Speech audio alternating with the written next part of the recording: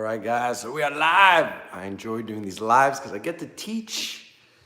And answer your questions at the same time. So I got a question about covering angles of attack as well as space and range. And I think it's a very important, one of the most important things you need to know when you're faced with an attacker is understanding your range, your space, your spatial awareness, and your angles. This is super important because you maximize your offense as well as your defense by being able to understand those angles of attack, especially when you're dealing with multiple attackers, especially when you're dealing with knives. So I've made a little board here and I've broken it down. But before we start, guys, go visit my brand new website, nickdrossos.com. I have a brand new program, and until July 1st, I have a promotion going. It's less than 30 cents a day, guys. You get 48 lessons, okay? There's 24 lessons right now on the program where I break it down, the self-defense tutorial step by step, a little bit like I'm doing here. These are 10 minutes long. I have 7 brand new fight analysis, from brutal knife attack to hair pulling, wild punches, a common attack. So 7 new fight analysis. YouTube has flagged my fight analysis and they basically shadow banned my channel because of the fight analysis. So the fight analysis are there. I have a women's self-defense program, access to all my seminars. So I have a women's self-defense seminar, 3 hours long. I have my seminar in Vienna, another 3 hours, a knife defense seminar. And right now, and I'm always so gonna be putting new content. So that is at nickdrossos.com. As well as if you order now, it's all online at the nickdrossos.com site. You're also gonna get 10 fitness videos that are a combination of boxing, kickboxing, self-defense, and weights that you could do at home. So 10 Get Fit with Nick. These are 30 minutes long. And 4 meal plans by dietitian Ruba Haddad. All that, guys, right now is available for $108 for the entire year. Like I said, new content's gonna be going on. And after July 1st, it's gonna be $197. So $108, that's like 30 cents a day, guys. It's about $9 a month, a little bit less. So go check that out at nickdrossos.com. And let's get started now. So, let me push this back a little bit. So over here you could see I created, this is, let's say this is me, this is you. This is an attacker. Now the circle out here that you see, so I did a 360. This is where you are in awareness. That means if you were to see an attacker here, here, here, here, here, he's out of your range, right? He's at a distance, maybe 15, 20 feet, maybe he's following you. Maybe you make visual or intuitive contact. So this is where your awareness, right, has to be kicked in, okay? Your awareness kicks in. And you have code green, code yellow, and code red. I'm not gonna get into that. That's in my program. You guys could go check that out, right? So this is, over here, you are in, anything out here, you are in awareness. Now, the attacker comes into your space, into your range. So the attacker's here, and here, right here, you're in awareness that the attacker's getting closer and you're getting to a certain range where you know shit might hit the fan. The fight doesn't start when the first punch is thrown or when the person grabs you. The fight starts the moment you make visual or intuitive contact. If you're being followed, you're being pursued, the fight starts at that very moment. You gotta be proactive and right away know, where are my exits? Where do I have an improvised weapon around me? How many are they? You gotta have a plan as quickly as possible. You gotta be able to scan and in a few seconds be able to assess the situation and think what's the best way for me to basically avoid the fight, escape, or have a plan if I have no choice but to fight, okay? I don't like using the fight, but more defend. So now let's say the attacker, you see him, now he's closer in your space, now he's in your range. This is very important. So when he's in your range, I'm gonna use another marker. So he's in your range, right? We're gonna look at it from a 360, okay? Right over here, this is where you always wanna keep your attacker, in this here, okay? Which is about, that means wherever he moves, I'm always pivoting and I'm looking at him or I'm talking to him. I'm keeping him in this distance, okay? Right here, I have access to all my strikes and I'm ready to step in and jam. The thing you want to do is avoid him flanking you off to the side. If you allow him, so if I'm talking to him and he moves here and I'm still over here, guess what? He has access to chest to back. I'm open for any strike coming off to the side. If he has a knife, he can stab me in the back, go for a headlock, sucker punch me in the side. That's what sucker punch is, meaning the guy doesn't make his intention, doesn't show his intention to hit you. Sucker punch is the guy's talking to you, he's angling off, and boom. Whether he's faced or off to the side is that he's not bringing up his hands with the intent that he's gonna fight. That's the real definition of a sucker punch. If you want to avoid that, start covering your space and your angles, okay? I'm gonna push this back a little bit.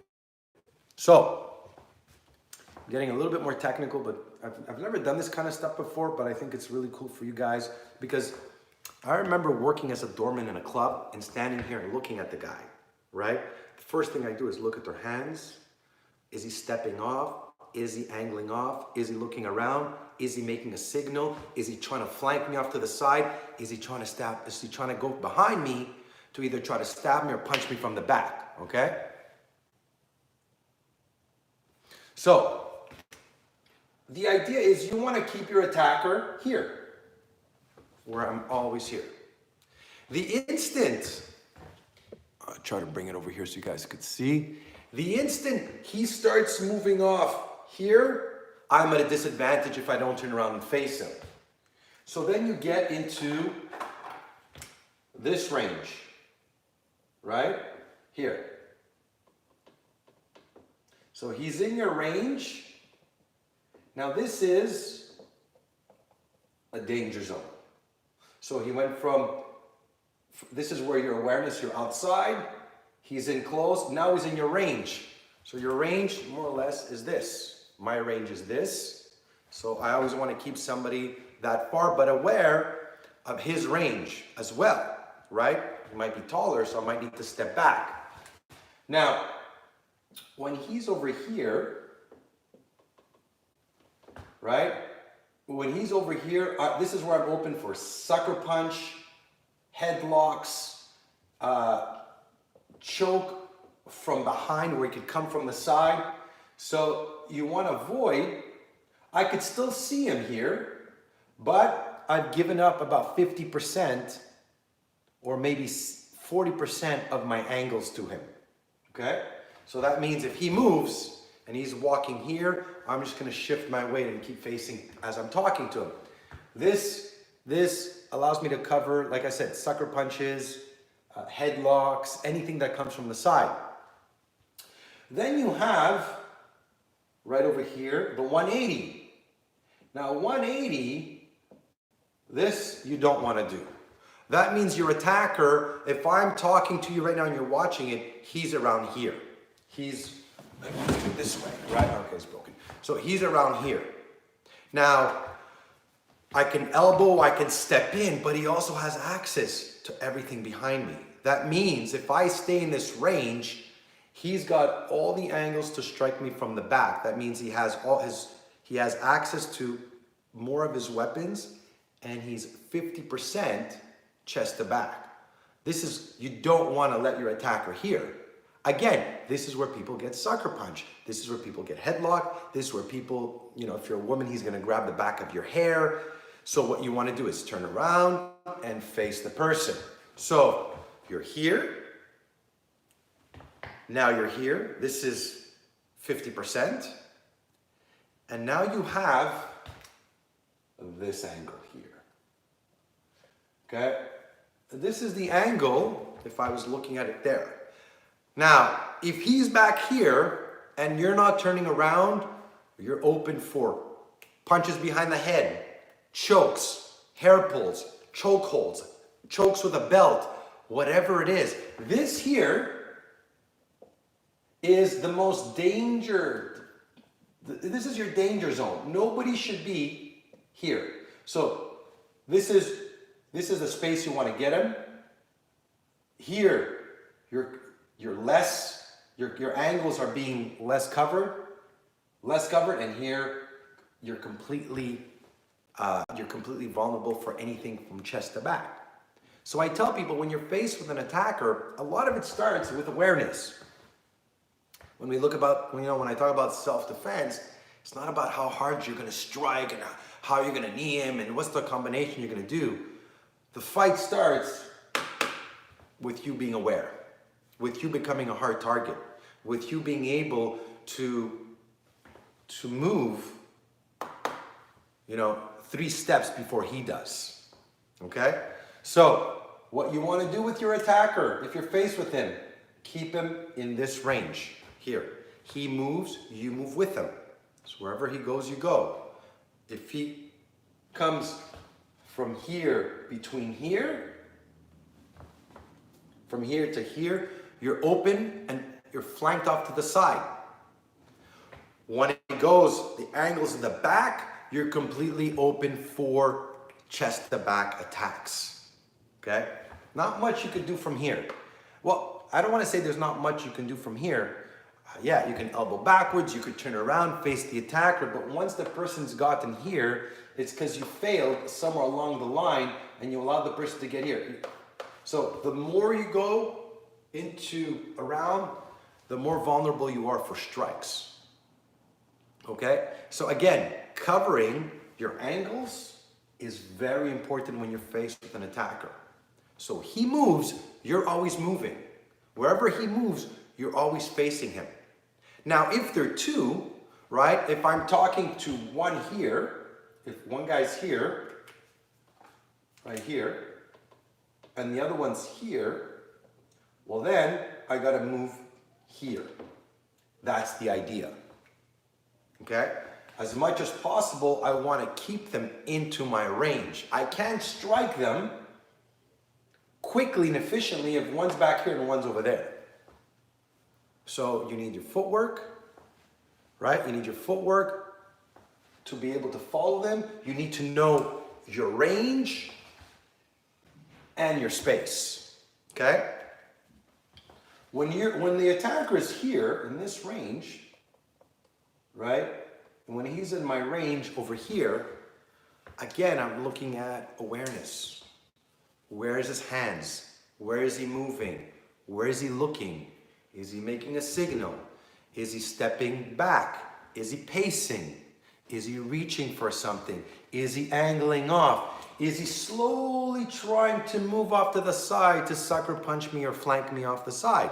Again, guys, I remember working in clubs. I'm talking to the guy like this, and next thing you know, he's moving here, and I would just pivot. I'd be like, and I'm talking to him because I know that if he's moving off to the side, it's because he's going to try to sucker punch me. He's going to try to flank me off to the side because he's either going to try to go for a takedown or he's going to try to, as I'm looking at him, his friend's going to move the other side. He's going to try to flank me off to the side. Okay?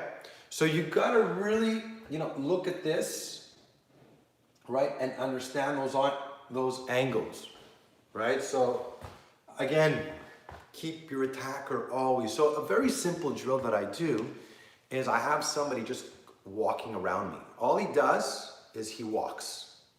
And my goal is to just, as I'm walking, I'm pivoting and I'm talking to him the whole time, okay? I'm gonna show you guys a little bit about pivoting, right? So if I'm doing this, if he's talking to me, I'm just doing this. It's very natural. I'm talking to him. My hands are coming up. And I'm moving off to the side. I'm always making sure to keep the guy in my space, okay? So let me see if you guys have any questions. My day's been good. Great tips as always. Doing an awesome job. Thanks, Josh. Great information. Some guy came face to face one time and hit me without knowing. Yeah. So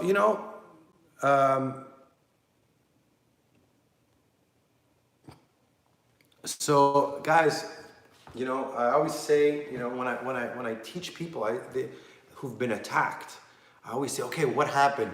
The guy grabbed me and then he punched me. The girls, I've worked with girls who've been attacked. He grabbed me from behind. I go, no, okay. What happened before that? She's like, what happened before that? Well, he was walking behind me, okay? What happened before that? She's like, when was the first time that you make visual or intuitive contact? She goes, when I was walking into the parking lot, I saw him in a car. Ah, so you saw him in the car. So the fight, more or less, happened in that very moment. You're in the parking lot, it's dark, you're alone, you saw him, he gets out of the car, you should be in code red, following his every single move. Is the opposite approach a good offense strategy? Move to the flank and get behind the opponent. Obviously, if you can get behind the opponent, the best place for me to be is chest to back. I want to flank him off to the side. I want to pivot, and as he moves, strike him when he's around here and I'm there. That's what I want to do. Right? So like I was saying, the fight starts not when the first punch is thrown, is that moment that you hear, see, or feel something. Right? So you got to be proactive. That is self-defense, guys. That's what I'm teaching. I'm not teaching you guys how to go out and fight and beat up people. I'm teaching you how to defend yourself. That means if somebody were to attack you, with a knife, like it happened to a testimonial that I got and I spoke to, he got attacked with a knife, and he saw one of my videos how to use a chair as an improvised weapon, and he picked up the chair and he started swinging, and it hit the guy's hand, and he dropped the knife, and then everybody jumped in. That is self-defense. That's what I teach. Okay, so there's a lot of stuff that you can learn and do just by watching. And by the way, guys, go check out my website, nickdrossos.com. I have 24 lessons right now, 12 psychology and awareness, 12 common attacks. I'm adding 12 ground and 12 scenarios in the street, as well as access to all my seminars, 7 new fight analysis, fitness videos, meal plans. I have a promo going on until July 1st. After that, the price is going to go up by $100 because it's a lot of content I'm giving you guys. And I'm going to be adding new stuff. So let me just take some of your questions, guys. My situation in London is that most youth are carrying a knife 15-inch. I struggle to tell when the intent of drawing a weapon. So this is a great question, right? The guy's got a 15-inch knife. So when the person attacks you or walks into your range here, you should be in code red. He's here, my range. He's talking to me. What am I looking at? His eyes? No. His feet.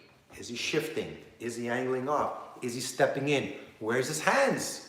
Is one hand in his pocket? One hand behind? Is he making a signal?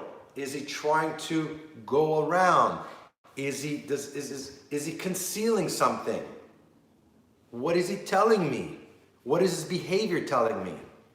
Guys, I'm telling you, when I used to work in the clubs, I didn't profile the color of your skin, your race, how you were dressed. No, I profiled behavior. How did you shake my hand? Did you look me in the eyes? Did you come out sticking out your chest? Did you get close and then step back? Did you come in with your head and kind of pacing? Would you pace as you're talking to me? What does this mean? This means the guy is building up, ready to punch you or strike you. He's building himself up for his attack. He's pumping himself, his own adrenaline to get ready to hit you. You got to start moving, not when the punch is thrown. When you see these cues and these signs, you have to start moving. You have to start right away thinking, okay, am I stepping in? Am I holding something? How many are they? Where's my exit? Is there an improvised weapon? Who am I with? This is real self-defense. It starts with that. I keep repeating it, but it starts with that. You could be the greatest MMA fighter, the greatest fighter in the world, but if two guys are talking to you and one guy comes off to the side and you don't see him and he pulls out a knife and stabs you, guess what? You're getting stabbed, cut, sucker punch, and probably, and most probably, and maybe knocked out. Because you won't think of being aware of the second or third person. You won't think of picking up an improvised weapon. You won't think of being able to step back or pick up those cues, right? And some of the most dangerous fighters that I've met working in clubs they weren't fighters. They were just street guys who were dirty. They didn't give a shit to hit you with a chair. They didn't care to stab you from behind, sucker punch you from behind. That was real. And being exposed to that is scary. It's scary. When people talk to me about fear, it's scary. You will be afraid. Guess what? You're supposed to be afraid. Because fear is what keeps us alive.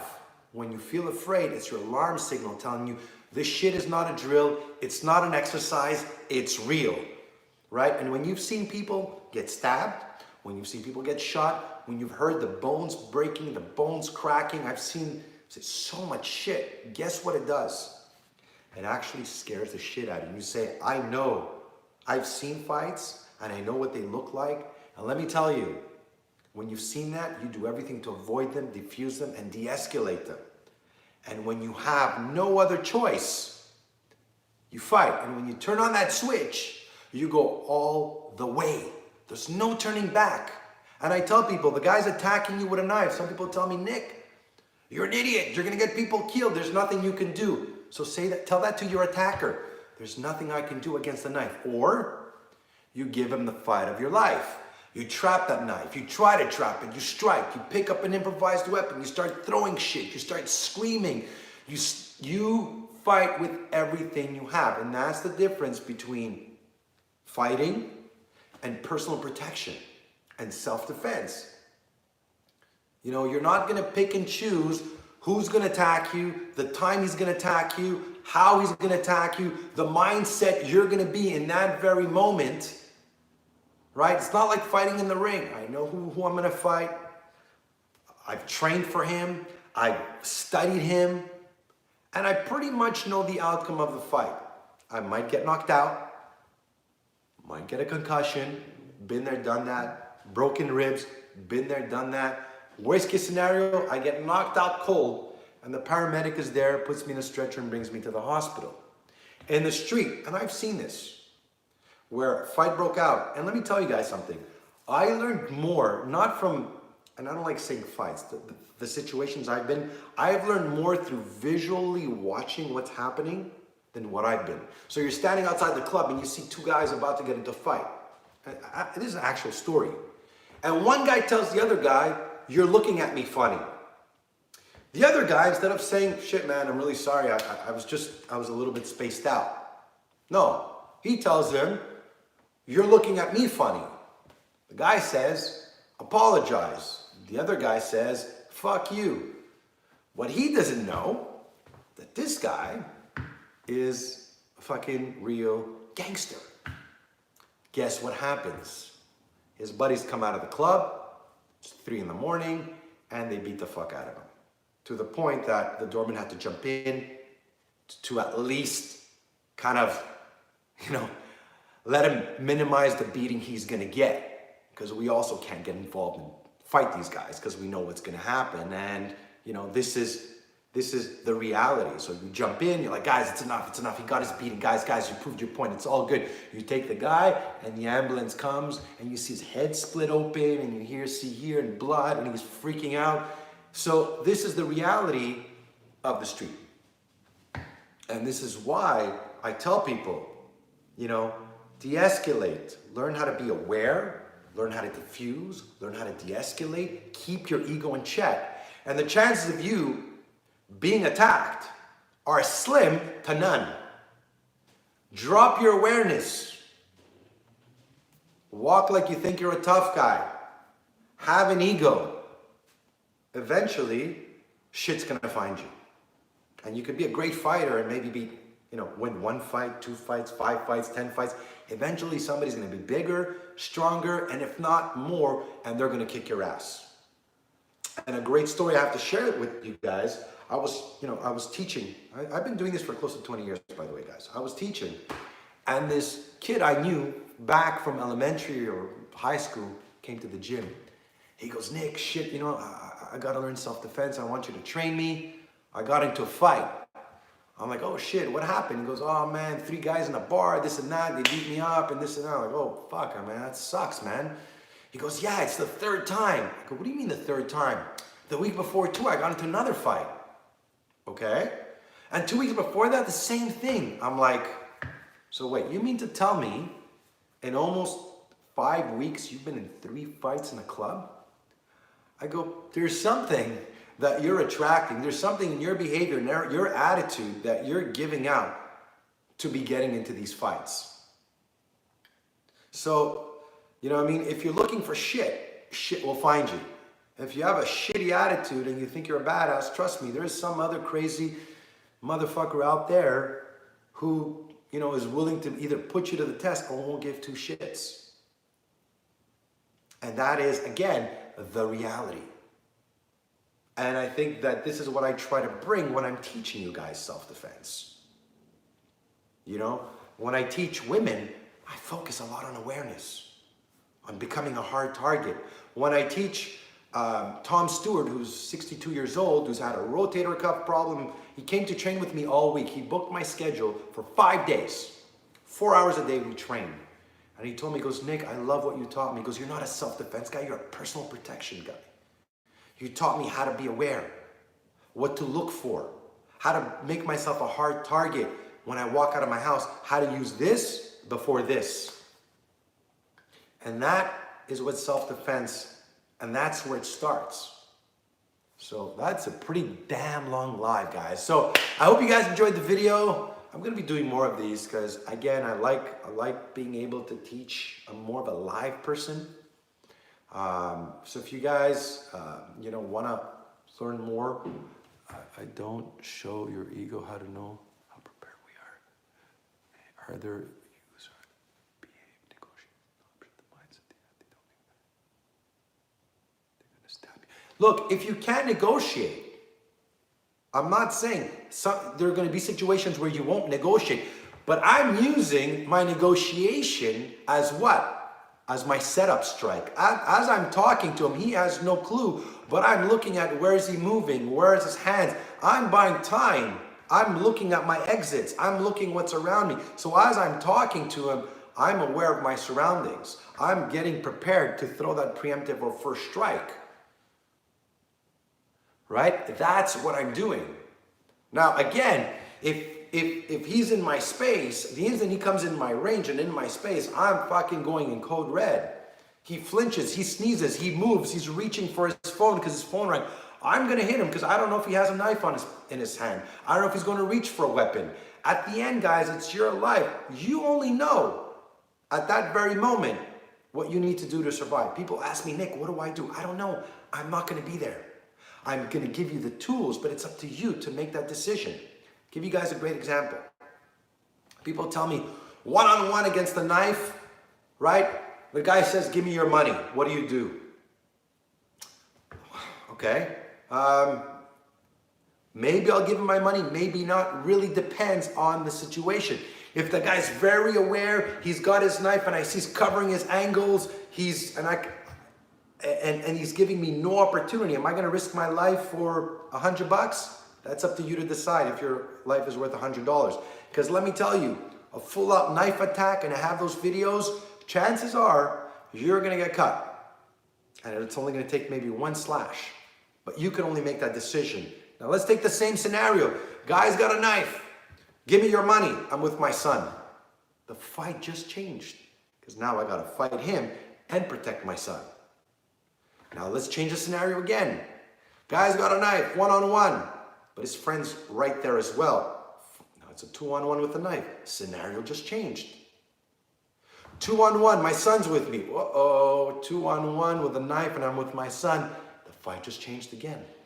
So when people ask me, I can never give you an answer. What I'm trying to give you to do is give you the tools that you need to be able to, in a few seconds, say, what are my chances of survival in this very moment? That's what it's all about. The more scenarios you do, the more videos you watch, the more you're going to be able to learn how to defend and how to assess a situation. And again, every single one is different. How do I teach? What guys bumps me to. Look, are you going to be nervous? Yes, fight or flight, adrenaline, your heart rate's going to go up. That's part of your mechanism, okay? Under the fight or flight, you're going to be able to get stabbed, get punched, take a beating, and still keep fighting. And you need that. You're going to get a boost, and then you're going to get a crash. All you need to know is you need to get out of your head, breathe, and understand that the mechanics of it is perfectly balanced, right? You're going to feel that. I'm not going to bullshit you guys. I wasn't, when I knew shit was going to hit the fan, and I'm standing here, yeah, my heart rate's going up. I might be nervous and sometimes scared, but I don't have time to get in my head and allow the fear to make me freeze. The more training you do, and the more you know how to react and what to do, the less chances you have of panicking and freezing. I've done so much knife defense that I know what I need to do against a knife. If I don't, I'll maybe freeze and my brain's gonna short circuit and be like, what the fuck do I do? But because I've trained it, I know what I have to do. And when it's gonna shut down, my body's gonna go into automatic pilot and do what I trained to do. If, I was talking to a friend of mine, Francisco, we did some jiu-jitsu videos, and he surfs. And I go, what happens when you go underwater? He goes, when you go underwater, you have to hold your breath. And he was telling me there's this whole technique. When the surf takes you, when you're underwater, it's like a washing machine. You have to keep your mouth closed and this and that, right? Now, I don't know that. What would be my reaction? Probably panicking, opening my mouth, trying to breathe, but all that is gonna make me drown.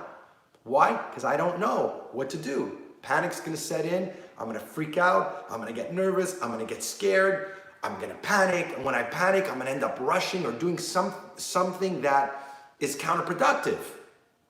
Now, if somebody taught me, if I go there, I'll know how to react and what to do with some training. So that's it, guys. Wow, this is a long live. So I hope you guys enjoyed the video. Go visit my website, nickdrossos.com. I have a brand new program.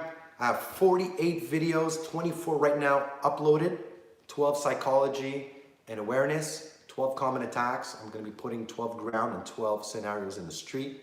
7 brand new fight analysis, including 2 brutal knife attacks where we're breaking it down. These are 10-minute longs.